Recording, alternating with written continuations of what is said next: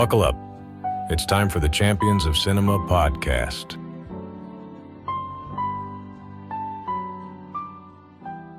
Hello and welcome to the Champions of Cinema podcast, a podcast where we talk about sports movies through the years and try to dissect whether or not they are truly champions of cinema or just another movie. James. Hello. Yes, finally, we made it. Episode 1. We've been talking about doing this podcast for possibly 3 or 4 months, and finally we're here, and we're starting off hot. We're starting off with a cool movie, but before we get to that, what have you been watching? Amazon Prime's The Boys is out currently. I think I need to watch the final episode, but I've been busy with the prep for this episode, so I'll get watching. I think it's the season finale of that, so I'll get watching that soon. Have you watched The Boys? I have. I've been all up to date. It's not something that I fell in love with the first couple of series, and I went a bit cold on it. But I've been back watching it, and it's one of those things that I like to watch with kind of something else in the background, but still That's really cool TV. Yeah. It's kind of scary, like how eerily similar the current season's politics is with like real life politics. I'm sure that was their intention, but.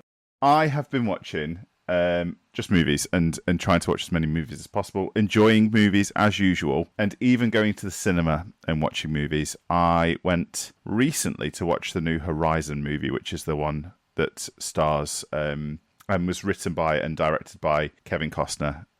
Sprawling Western. Oh. Really long. Supposed to be the first... episode, I guess you would call it, or first movie was coming out in July or late June, and then the second one was supposed to be coming out in August, and now they're pushing it back, even though it's finished. They've said that what they want to try and do is drum up more interest in the movie by getting it played on streaming sites, so that then people will go and watch the second movie. So I expect that to be pushed back a little bit, and go from there. What do you get at the cinema? Do you have like a favourite order when it comes in terms of snacks and drinks? Or I'm being cheap at the moment, and I'm starting to take in my own snacks. Oh yeah, there's nothing better than a big bag of stale, warm popcorn. If you ask me, it's just like it's been there for days under the heat lamp, and it's £10, and you could have made it at home for 2. Sweet or salty? Salty. Yeah, I'm not a child. Okay. I'm a mix. No, that's even worse. I'd rather have sweet. No, I'd rather have sweet than mixed. It's just like, no, I don't like. Give me chaos or give me nothing. Which is great. So we're going to get started with this first movie. Yeah. What is this week's movie, James? Well, we're starting off the James Caan trilogy. First film of this trilogy is going to be Brian's Song. Brian's Song. A real-life movie showing a biopic of 2 NFL players that had completely different personalities, completely different lives, encapsulated in what is really a biopic of a friendship rather than a person's whole life. It almost seems like the story was made to be on the silver screen. That's what I think is so amazing about it. How those 2 guys are so different and the story is so unique. But actually, from what I gathered from my little research, it was pretty much exactly how it happened. The NFL scriptwriters were working even then to tell Brian Piccolo to accidentally have to... No! Oh God! I'm sure he didn't like the bit. And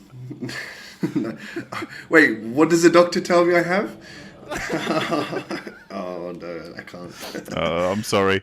So, talk me through. Like, I brought you this movie. Yes. But you talk me through your plot, your synopsis. What was it about? The movie begins with the reserved, reclusive running back Gaye Sayers arriving at Chicago Bears training camp, where he meets fellow rookie, jovial jokester Brian Piccolo. Like the alliteration. No, I like it. Yeah, go for it. Yeah, good, yeah. Initially at odds with one another, Pick and Magic, as they called each other, became very close friends, challenging norms in the issue of racial segregation while supporting each other through issues on and off the field alike. It's nice. But I don't think that's fully correct, because you referred to Pick saying that Gaye Sayers is known as magic, but that's not fully correct, is it? Well, that's what I've put down, because I feel like I was going to say the film has aged quite well, I'd say, except for one bit. There's one particular scene, which anyone who hasn't watched it, essentially, in their relationship, Piccolo is very comfortable saying the N-word around Gaye. Even though he's a white man. Yeah, exactly. So yes, for those, if you haven't already watched the film, this is about two running backs for the Chicago Bears, a white man and a black man, who really kind of challenged the sort of narrative at the time that two athletes of different races couldn't be friends. And famously, these two guys were the very first interracial roommates on tour. So what we're saying is sports movies are nearly always a vehicle for some kind of other thought process, issue. What are we talking about? What are we going through? And our hope with this podcast, I think, really is to say, yeah, great, it's a sports movie, and this guy wins, or this guy loses, or this girl loses, or this girl wins. But really, what's the story below that? And I think we're going to get into that. Something that I set you every single week, James, is the opportunity to try and encapsulate the movie's themes with a haiku. What have you got for us this week? I thought there needs to be some Eastern music in the background, some like running water sounds, or some a flute in the backgrounds, perhaps. I will put it in post.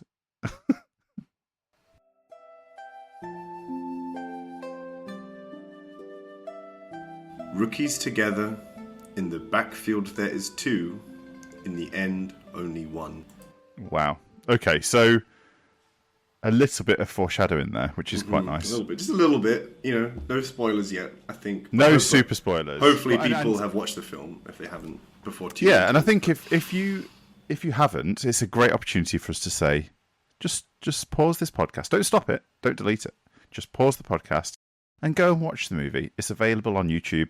It's available, on some other streaming sites. Go ahead and watch it. Give it a go. It is fantastic. So, okay, love the haiku. Brilliant stuff. Love the breakdown. Gives us a real feel as to what's happening with this movie. So I'm going to give you some information about it. If you haven't seen it before, or if you're watching it for the first time, here's some key information about this movie. It's a non-fiction movie. In essence, it's a biopic based around the two lives of these people, Brian Piccolo, Gaye Sayers. And it was actually based on the book I Am Third by Gaye Sayers. So it's based on his book. And then a guy called William Blinn and Al Silverman, they came together to help him both write the book and then convert it to a TV movie. And actually, originally, Gaye Sayers was going to play himself in the movie, but wasn't able to because the time that they were filming actually clashed with Chicago Bears training camp. So they weren't able to do it for that reason, which is really different and interesting. But I think if that had happened, it wouldn't necessarily be the same movie. I really like Billy D. Williams as Gaye Sayers. And actually, if he's going to go off later in a few years' time and make Star Wars, and become Lando Calrissian, well, that's fine. But, we need him doing this first and foremost. The director was Buzz Kulik, who was a TV director, didn't really do much before this, had done loads of stuff before this and loads of stuff afterwards, but wasn't really doing anything special when it comes to silver screen movies over the course of his career, but made some great stuff on TV, got some Emmys, got some awards, and did all those things.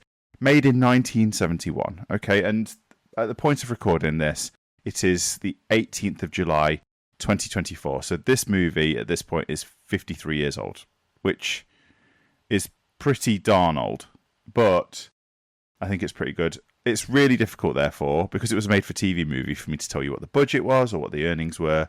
But what we do know is it was originally broadcast on ABC as a normal made-for-TV movie, and did so well that it started getting a theatre release a little bit later on. In Europe, it only had a theatre release, and then eventually made its way to TV. But it's pretty solid for a TV movie, James. No, it very much is. I mean, I think one of the biggest sort of things that people will notice is that the actors that play the athletes in the film don't actually do the football stuff, which you see them do. They use clips from NFL films, don't they? Kind of archived clips from real Chicago Bears games from the 60s, and sort of Frankenstein weave it into like clips of the actors wearing the uniforms, probably had some water splash on their head to make them look sweaty on the sideline, being, oh, hey man, that was a nice block. You know, it's come a long way since then, where now obviously actors are kind of expected to do a little bit of the heavy lifting in terms of on-screen performance. And yeah, there's no Michael B. Jordan getting into super shape to be Gaye Sayers in this movie. Oh no, no, not at all. I mean, there's quite a lot of like shirt-off action happening, and James Caan is the most square-shouldered man in the whole entire universe. Extremely square shoulders, yes. Which is nice. So that bringing us on to characters. Talk me through who these athletes are in this movie and who plays. As we've already previously mentioned, this film follows the story of two rookie running backs in Brian Piccolo and Gaye Sayers. Born in 1943 in Massachusetts, Brian Piccolo grew up in Fort Lauderdale in Florida and went on to play college football at Wake Forest University in North Carolina. He was pretty good, right? He was a pretty good player. He was very good. He broke lots of records, and he was actually, funnily enough, was a higher rank in the Heisman Trophy Award ratings than Gaye. Guess it. Okay, but not drafted. Not drafted by the Bears. But not drafted. Not drafted. He ended up being a free agent for the Chicago Bears as a fullback and managed to get himself on the Bears roster. Piccolo was known for his outgoing and charismatic personality, which made him a beloved figure among his teammates, and he had a great sense of humor, which was known for his ability to lift the spirits of those around him. Gaye Sayers was born in 1943 in Kansas and played football at Kansas University, where he quickly gained recognition for his electrifying performances, setting numerous rushing records and earning All-American honors before being selected by the Chicago Bears as the 4th overall pick in 1965. So, for whatever reason, that draft in 1965, Gaye Sayers was clearly a much bigger, much more popular-looking prospect into the NFL. Okay. Than Piccolo.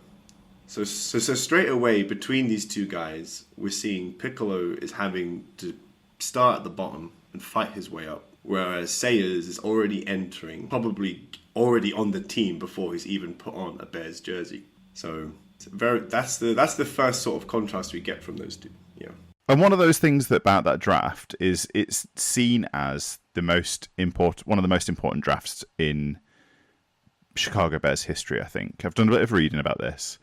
And we know that Ed McCaskey, who's actually shown in the movie, played by David Huddleston, who's quite a big actor, really. He went on to become the VP for the Bears, vice president, and he was actually charged by, I think this is right, Hallis charged him to actually do a lot of the drafting and do a lot of that kind of work. So it was an amazing draft. And not only did they get Gaye Sayers at number 3 and Brian Piccolo as an undrafted rookie, they got Mike Ditka in the same draft class. Is that right?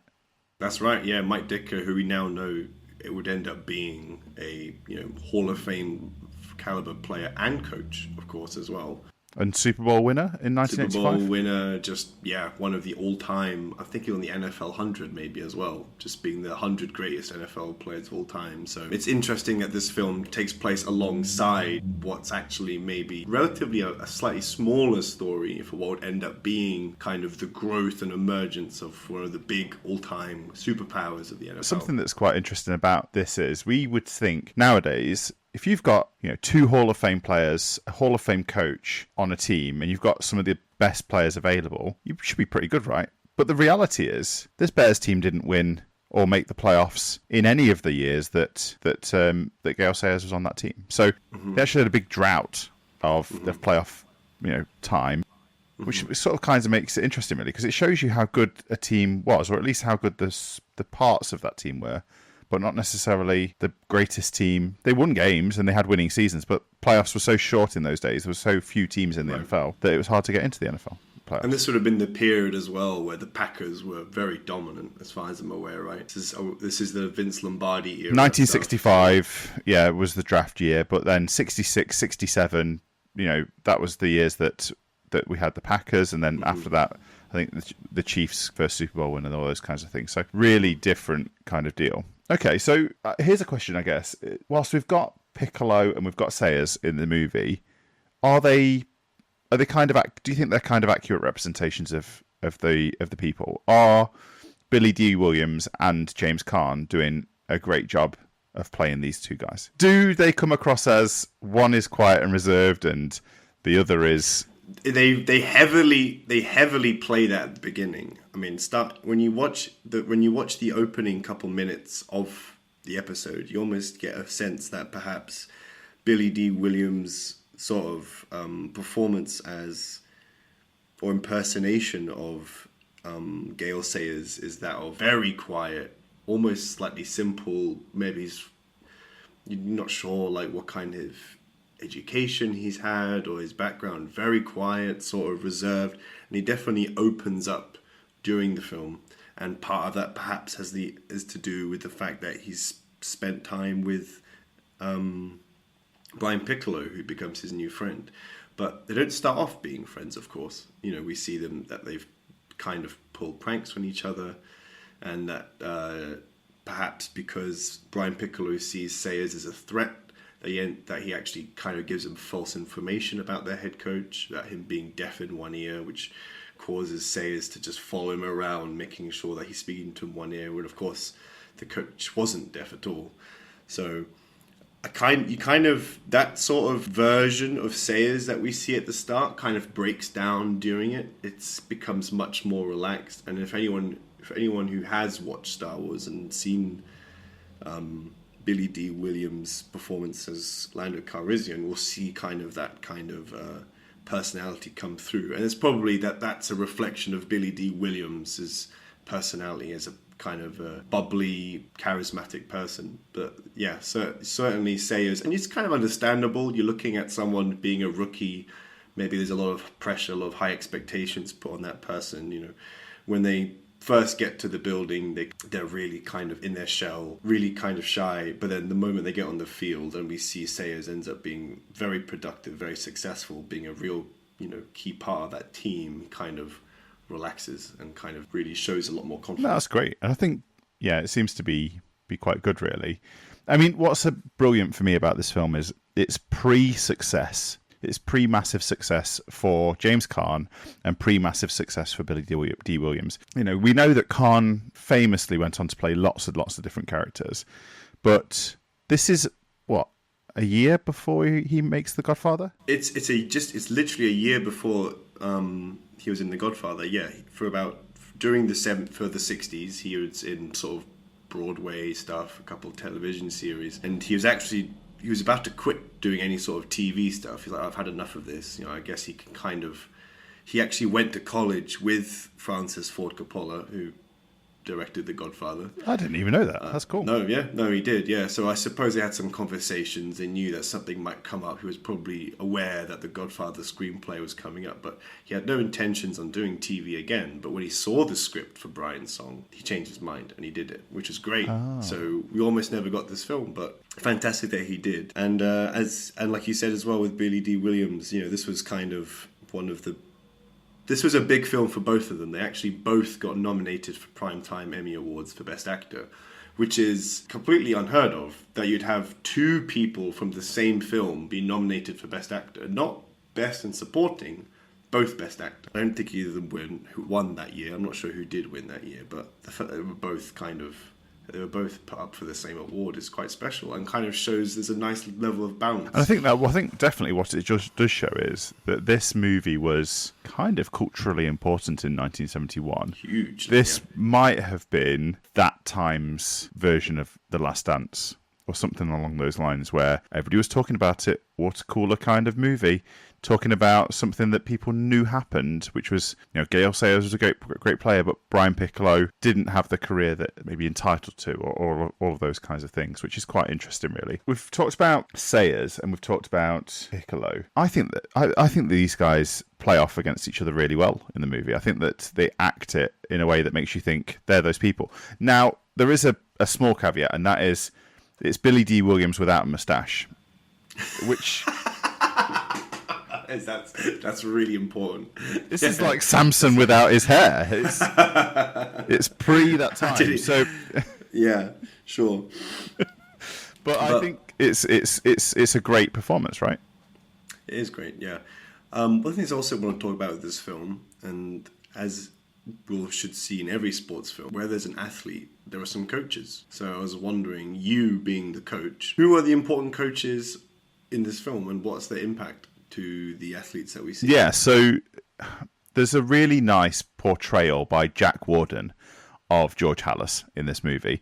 We don't see a hell of a lot of him. There's some screen time. There's a little bit of montage in there. You know, some conversations with Sayers. There's some conversations with Piccolo, but he really kind of pulls it together as the Papa Bear character of George Halas, right? And let me just tell you some things about George Halas and how insanely cool this guy was. So he founded the Chicago Bears, and played on that team for the Decatur Staleys. Okay, he spent 63 years as the owner of the Bears, 40 years of which he was a coach.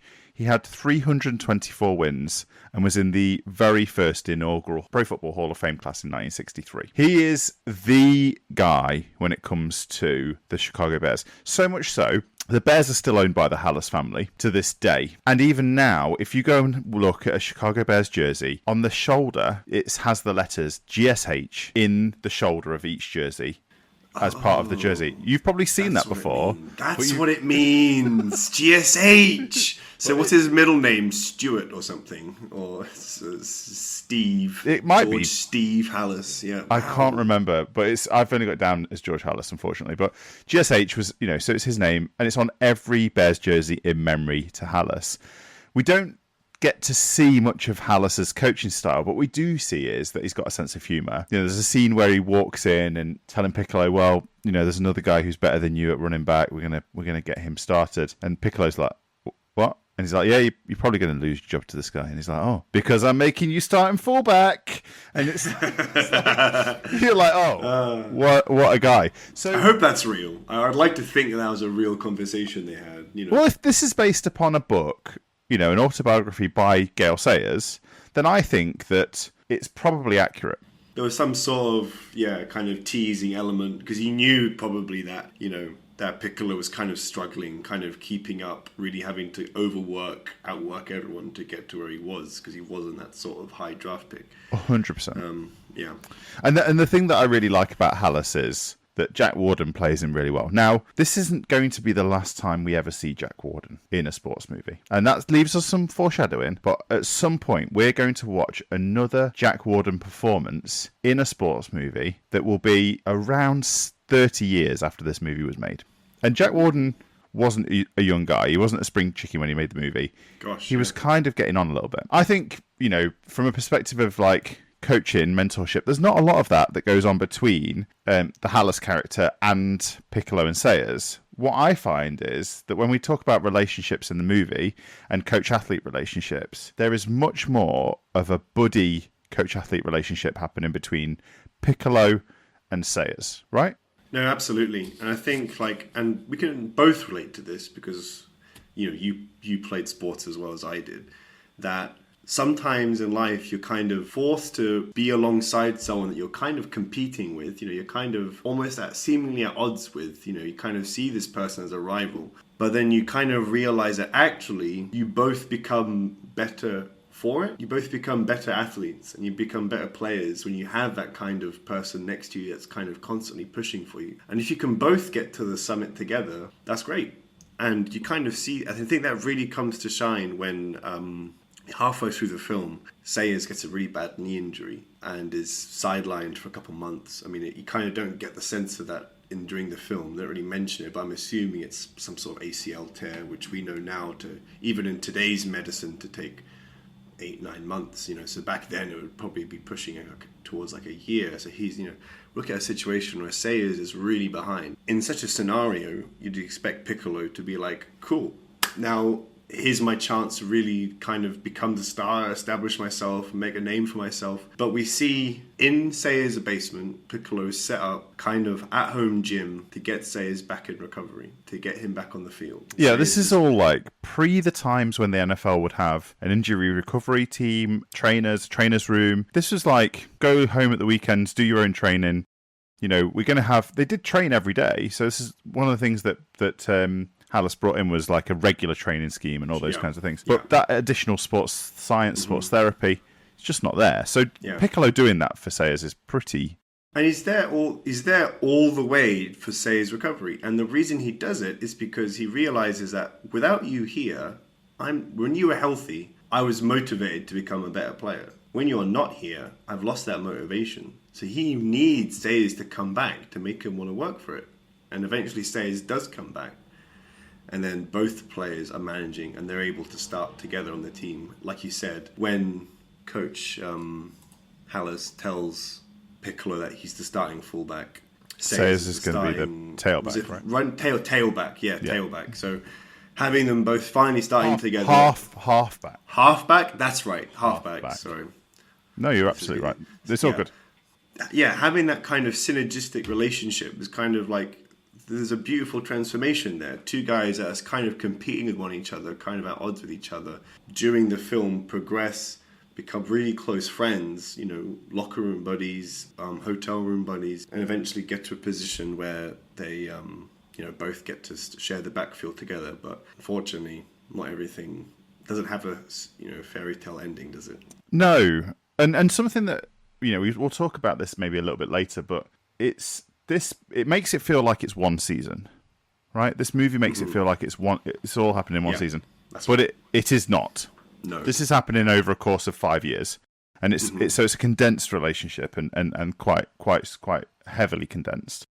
But we get this juxtaposition of Gaye Sayers going through injury and recovery, but then there's a really interesting point where we start seeing that Piccolo is losing weight. And his performance is waning. He's lost about half a second off his 40 time. He's losing weight.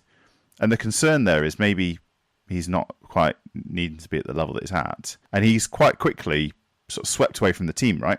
And goes off and to have some tests done. And the outcome of that is to find out that he's got embryonal cell carcinoma. So in essence, an aggressive form of testicular cancer. And in the film, they call it lung cancer, don't they? That's sort of a confusion. I don't know if perhaps they felt like calling it lung cancer would make it sort of more dignifying, maybe, perhaps. Or perhaps it had spread to his lungs, but regardless, this, by 1969, he had been diagnosed with cancer. So this was 4 years after the both of them had drafted. So they had been at the Bears for 4 or so years, and not just the one season, which is kind of how you feel the film goes. And like how Piccolo was with Sayers when he had his knee injury, Sayers is right with Piccolo all the way during his cancer treatment, which of course back then would have been more, the odds are more against you back then. 100%. So I did a bit of research into this type of cancer, and they were saying that in those times, not getting it, not catching it early was a real problem, because it's an aggressive cancer. It's something that can affect you really, really quickly. They reckon that nowadays, if they'd found the cancer early, he would have had a 70% chance of survival. Even now, with modern science, he would have had a much, much higher chance of survival. And unfortunately, we're talking about the late 60s, early 70s. So that personal health stuff, you're not walking around listening to podcasts when you're that age saying, hey, be aware of this, be aware of that, be aware of your physical health, be aware of your mental health. It's not a lot of those things. Even players then would have been smoking cigarettes. The guys which you think are like the, prime athlete types, really health conscious. No. These guys are still having, at half time, probably having some cigarettes. Absolutely. Sort of like the health conscious and the awareness towards, not just general health, but also cancer, of course, was much less known at that time. Yeah, 100%. That kind of shows with how quickly things progress for Piccolo, right? So he's sent off to hospital, and then Sayers is getting quite a lot of information from Hallis here in the back office staff. And what happens next, James? Well, Sayers is distraught, and because they're on the road, I believe they're in the locker room about to play a game. Sayers is like, look, we have to let the team know. Like, the team have a right to know, because Piccolo's position in the team, whilst he might have not been like a star necessarily, he did move to starter before his decline, and he was sort of is a big personality part of that team, kind of like one of the glue guys, I guess you could call it. We see it early on in the film that Sayers really struggled with public speaking. Can't remember what award it was. Rookie of the Year. Was it NFL Rookie of the Year? I believe it was Rookie of the Year. Yeah. And he gets complete stage fright when Sayers is on stage. He had a speech ready. They had rehearsed it, but when it came to do it, he just completely silent. Just basically, essentially took his award, stood there, silent for 30 seconds, then said thank you and walked away. But in this moment, he sort of really appreciating the severity of the situation. Announces to the team on behalf of the coaches that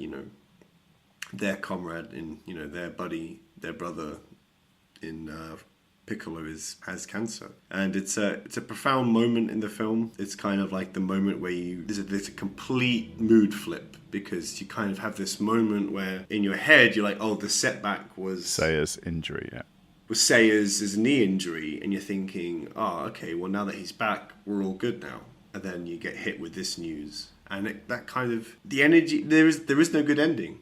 I think that's what's the kind of real harsh bit of this, is there is no like Piccolo managed to recover from cancer, keep playing in the league or become a coach. Unfortunately, Brian Piccolo passed away in 1970 with his wife by his side, and but his impact continued. And as they mentioned, I think Hallis, he says the words that he was remembered not for how he died, but how he lived. Which is pretty good. If it's, if to have that kind of, how would you say it, memorial reflection, I suppose, by someone very high up that that he spent so long trying to gain respect from. To kind of have that kind of legacy that he was, that despite not being the most gifted athlete on the field, that he had that impact on those around him as being that positive person. And you see even during the cancer, 100%. He's very positive. Oh, don't worry, I'll kick this. All good. He really keeps going on until the end. No, I love it. I think that's great. What I think is, like, you made a really good point there. Of there's a flip in the movie from being a good time buddy movie, sports movie, like a Talladega Nights, relationship between Ricky Bobby and exactly. And the other guy, to being this Shakespearean tragedy of the reality of what happens to too many people in life, and that Piccolo's battle with cancer and battle against his own body, trying to bring him to his end, was really difficult for everybody to deal with. So we see that Sayers is struggling with that. We get quite a lot of experience of seeing how both Sayers' wife and Piccolo's wife both interact. And usually in this podcast, what we want to do in these moments is talk about, does someone win?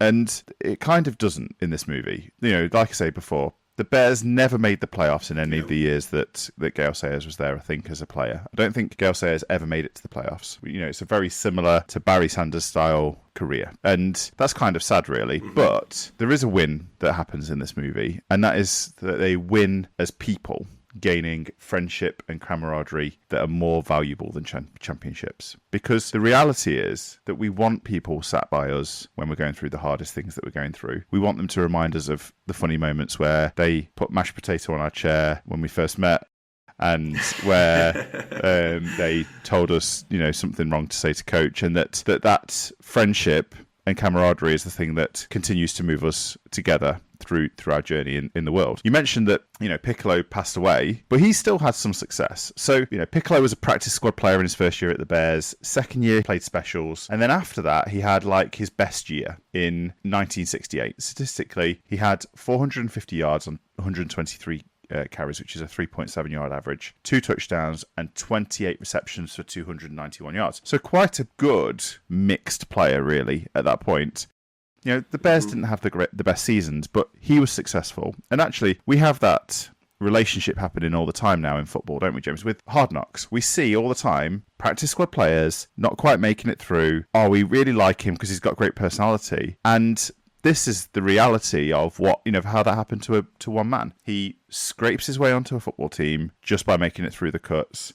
He's a personality hire. He's a hard-working guy. He's, industrious, hard-nosed, works hard. He embodies all the things that the Bears want out of a football player. Gaye Sayers was always going to make it because he's a super athlete. You watch any film of Gaye Sayers and you start thinking to yourself, wow, what a generational talent of a running back. He's unbelievable, absolutely unbelievable. Whereas Piccolo, you see that hard work happening and hard work coming through. And there's the kind of terrible irony, isn't there, of Piccolo's death, which is that he spent his whole life with a chip on his shoulder, overcoming the odds. Whether it was at college, he wasn't the number one. He had to really earn that, and he kind of, he couldn't be outworked. He always believed that any challenge could be succeeded. But of course, at the end, he has one of the biggest challenge of all, which is his illness, which he's unable to overcome, which is it's kind of like a brutal kind of irony, and that's what kind of makes this film, even though it is a biopic, it kind of hits in terms of just a very profound story, which you kind of feel like, had he been healthy and could contribute to this team, where would they both stand as athletes alongside legends on that team like Dick Butkus and stuff? What would the Bears have been and stuff? It's kind of like that untold story.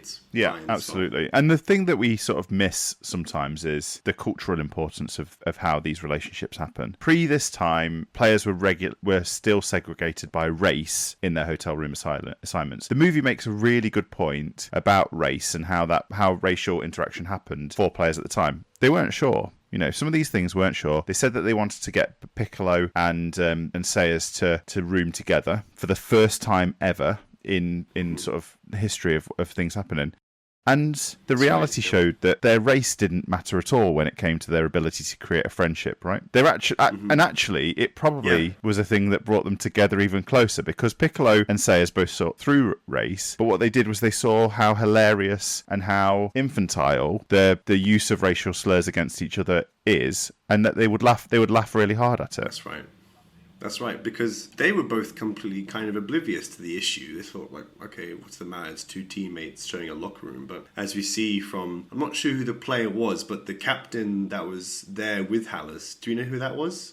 JC is what he's referred to as. He's the team captain. So yeah, we see the moment when Hallis and the Bears captain tell Sayers that, look, you're going to be sharing a room with Piccolo, and Sayers doesn't see that as particularly of an issue, because I suppose at the time in Chicago, we've known from history that the North was much more tolerant towards race than the southern states. So they kind of said, look, Sayers' attitude is like, I don't see what the issue is. And then the captain, Hallis, kind of educate him, saying, look, when we're traveling or on the road, when we're down in Atlanta, when we're down in Dallas, when we're down in Miami, when we're down in the south of the country, it's going to be a big deal. And when people see you two kind of together, it's going to be kind of raising eyebrows and stuff. So the fact that these two were the first interracial roommates, that's another big deal, and this film acts as a really good vessel to kind of show that change in attitudes towards race and in sport as well. 100%. This is dealing with the issues Remember the Titans does before Remember the Titans. So not only are we getting how can two men who should be combatants with each other become friends, we get how a man who is black and a man who is white able to form a friendship both on the field and off the field, and how are they able to support each other in their successes and their challenges throughout both of their lives. 100%. For me, this is a perfect sports buddy movie in that sense. That's right. And I've got a quote here from Billy D. Williams himself, because he says, I think this was way after this film was made, way after Star Wars. He said that this was his favorite film to be in, and the way he describes this film is that it's a love story between two guys, but without sex. It's not Brokeback Mountain, no. Brokeback Brian Song. Yeah, but and he really, Billy D. Williams really emphasized the fact that this film was a breakthrough in terms of racial divisions. So I think it's definitely an under talked about film. When you talk about American football movies, it's definitely not kind of massive sphere like Remember the Titans, like Any Given Sunday. But I really hope that, for a film which came out over 50 years ago, it's kind of like it'd be really much more people talking about it. I think there's some stuff which can be brought out even in today. Absolutely. And I think that brings us nicely to us dissecting this movie and talking about, does it really work? Movie magic-wise, the script isn't doing anything special, but it's able to move the story along. The scene with the assistant coach telling Sayers that Piccolo is losing weight is a really good, little wink at, hey, he's losing weight because he's got cancer. But we don't know that yet, which is quite interesting. The sets aren't really special, but what we do get is we get some shots in a stadium. So clearly they shot some stuff on the sideline of an NFL game at some point. I think a lot of those sideline shots were maybe shot at the LA Coliseum. That's something that I noticed. The Bears training camp scenes at the start of the movie are actually at the same place where the Bears used to hold their training camp. So that's interesting. Whilst they were filming the movie, Sayers was still on the Bears. So in the 1971 kind of timeline, Gaye Sayers was still on the Bears at that point. Brian had passed away, but it's a year after that. And Gaye was still driving around his car that people could see, so people could see it. So I don't think you can see it in the movie, but people around the movie set saw Gaye Sayers and saw Gaye Sayers' car around the same sets, which is pretty cool. Cinematography-wise, it kind of shows its age, but we're not going to hurt it for that, because at the end of the day, it's not a Sergio Leone Western shot in 70mm. It's a made-for-TV movie. I don't think they necessarily expected it to be as big a hit as it was, but what's special for me is that cutting in of Steve Sable's NFL Films clips to give us the shots of games. Because what we're not getting is we're not having, Billy D. Williams pretending to try and run like Gaye Sayers, or, trying to teach James Caan how to catch a route. These are just, what they're doing is they're sort of cheating it and just saying, well, these plays are better than anything the actors could do, so just stick those in. And for me, it makes the movie. Yeah, I think without those clips, it kind of really shows its age. But by intertwining those in, you're kind of reminded, actually, these were very special players, and you can kind of see, what the result of them two having such a close relationship were, which was better on-field performance ultimately. On both of them, both Sayers and Piccolo had some good clips on there too. Yeah, it's just a really nice way of seeing how good these players actually were. And I think that for me, that's a nice sort of tribute to both athletes, being able to see them, not somebody pretending to be them, actually see them. If you had some shots, I think, in Remember the Titans, if you'd been able to do that with Remember the Titans with the T.C. Williams school and show them actually playing football cut into that movie, I think I would have quite liked that. But it doesn't, it's a different time, it's a difficult thing to do.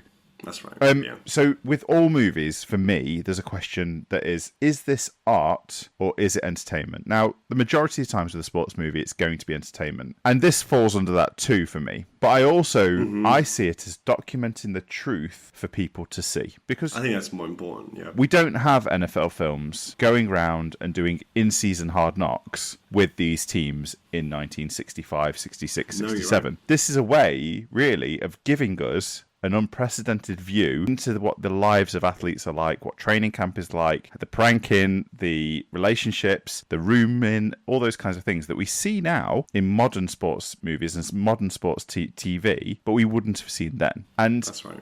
Whilst often we get biopics being based upon one person, I said it before, I'm going to say it again, this biopic focuses on a friendship that only lasted for 5 years, but what a beautiful friendship of 5 years that was. Mm-hmm. Yeah, there's so much. It's a very honest movie. I think, like you said, you have that kind of real in-depth sort of dive into what it was like to be an NFL player at that time. I mean, it was far less glamorous than it is now.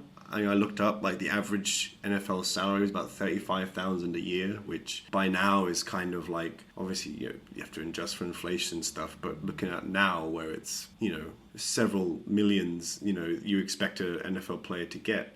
Well, saying that, and here's a bit of cool information for you. 1971, a McDonald's quarter pounder cost 53 cents. Okay, so you're saying the average salary was $35,000. Okay. A quarter pounder, 53 cents. Right. Okay. Tuition to Harvard was $2,600. A movie ticket cost $1.30, and a Ford Mustang brand new was $3,395. That doesn't help my agenda.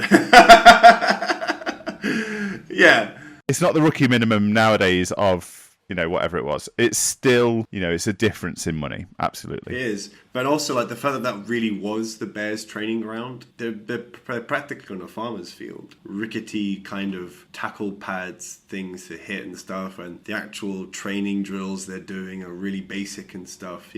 This was still really the developmental era of the NFL, really before it was really early phase of the NFL. And even the Bears were one of the bigger teams at the time. It still shows that there was a long way to go for the NFL to kind of get to its position where it is now. And you can see that from the houses where they lived in and the kind of cars they were driving. It was still a very normal thing to do, but people who were clearly good at football, the option would have been that still, or a normal career, I guess. A normal job in something. So it's still kind of viewed as being the dream to do. The start of this movie is pre-Super Bowl era. And then 66, the next year, the year that both of them made the team and both of them played properly, would have been the first Super Bowl, 1966. So what's really nice about this is it's a movie that is set just at the time when the NFL started its journey properly started its journey. We always talk about, the difficulty with the history of sport for me is, for the NFL, anything pre-66, we say pre-Super Bowl era, and we don't really recognise how great those teams were and who was amazing, because there isn't shows about it. There isn't a lot of history. There wasn't a lot of film. There wasn't a lot of information like that. 66 is the start point, Super Bowl 1. Now, the Bears had won championships before that. We don't necessarily see it. Hallis had won hundreds of games before that, but we're not really seeing it. Hallis actually stopped coaching in 1967, so midway through this movie's sort of timeline. Gosh. And retired as the winningest head coach at that time, and had kept the winningest head coach record for around 20 years, something along those lines. It was until Don Shula took it, and I think he's still number 2 or so, right? He's still up there on that list. He's still ahead of Bill Belichick and Andy Reid now, who we both know being kind of the current generation's great kind of head coaches. So the fact that he's still up there, when there would have been less games per season as well, and more losses, because they didn't just go 16-0 every one of those. They didn't go 15-0, no. 13-0. They won a lot of games, but they still had losses. So James, I'm going to ask you for 2 things. The first one is going to be something that your generation is a bit more au fait with than my generation. If you were scrolling through your For Me page on TikTok, what moment would be your TikTok moment from this movie? It's a great question. We see it all the time these days. Something's cut out of a movie. They throw it up on TikTok and people get to go, oh, what's that movie? I've never seen this. What is the TikTok moment for you? So for me, the TikTok moment, it needs to be something which kind of encapsulates the kind of energy of the entire film, of the characters involved. And I think that bit comes right in the middle of the film when we're seeing Sayers rise as a star in the NFL, and Piccolo asks him, when you run, do you think about it or do you just do it? To which Sayers says, I just do it. Piccolo's response in true Piccolo fashion was, well, could you think about it? Because I want to play too. This is just fantastic. It was just kind of the kind of flat honesty that Sayers shows, kind of like, simple answers, but then Piccolo kind of half joking about like, well, could you do the thing that's not your reason that you succeed, but also kind of sort of serious because he's always ultimately trying to get to that spot. He's always kind of chasing Sayers, trying to get to that position where he's the star of the team. Competitors are competitors regardless, right? That's the whole point, is they always will want to be. The next question for you is this movie a champion of cinema? Is it a contender? Is it a cut? Will it be cut from the annals of history? Is it a one and done? Is it a 3 years in the NFL? I definitely don't think it's a bust. I think watching this, I was a little bit pessimistic, thinking this really old film, you've got James Caan, he's not really a convincing athlete. It's kind of like, this is going to be a bit of a kind of a filler, in terms of, my movie watching experience. But I ended up really enjoying it, and I kind of left there with so many things on my mind in terms of my own personal reflection as, someone who's played sports, someone who's an athlete. And whilst I think it'll be hard for it to ever get to the heights of, other films as a champion, I still think in terms of being a film which sort of documents kind of the early phases in which race divisions were really challenged in the NFL and in America in general, I think it absolutely contends, other films that kind of fill that kind of role, like Remember the Titans. Yeah, I'd absolutely watch it again, and I highly recommend anyone else to watch it as well if they haven't already. Great. I think it's a fantastic movie. I think that it is a feel-good movie. I think even though it's a sad ending, it's still a feel-good movie. You are left with a feeling of really enjoyable camaraderie and friendship between these two people. And it reminds you of how important your own friendships and relationships are with people around you. I think that's really important for us to remember. Absolutely. Athletes live two lives and have two deaths. And unfortunately for Brian Piccolo, he had one life and one death. He never got to really see the end of his career. There's a really poignant moment where he's really ill and he doesn't know how ill he is. And he's talking to his wife about, maybe I can come back as a kicker. I don't need to be, super healthy as to be a kicker, but maybe I can do that. And, the reality is that he never played another down in the NFL. What we know is that Gaye Sayers carried him through his whole life. And Sayers has passed away now. Hallis has gone. I don't know really if there's any actor or person that's involved with this movie who is still around. Billy D. Williams is alive. Billy D. Williams is possibly the only person that is still alive. I think James Caan. Alive, yeah. I think James Caan has passed. He passed away in 2022. Yeah. So we're sort of really on the edge of this is coming towards its end with everybody that was involved with it. Interestingly, that the characters and the actors, one of them outlived the other, and that's in a similar kind of way. That they were kind of interesting people, I think, really, and how it worked. Sayers didn't have the most stellar of careers, but he did make it into the NFL Hall of Fame. He is remembered really well as a fantastic player, but he definitely had a Barry Sanders style career, or I'm going to use another lion, really, actually, or a Calvin Johnson style career. This guy was so good.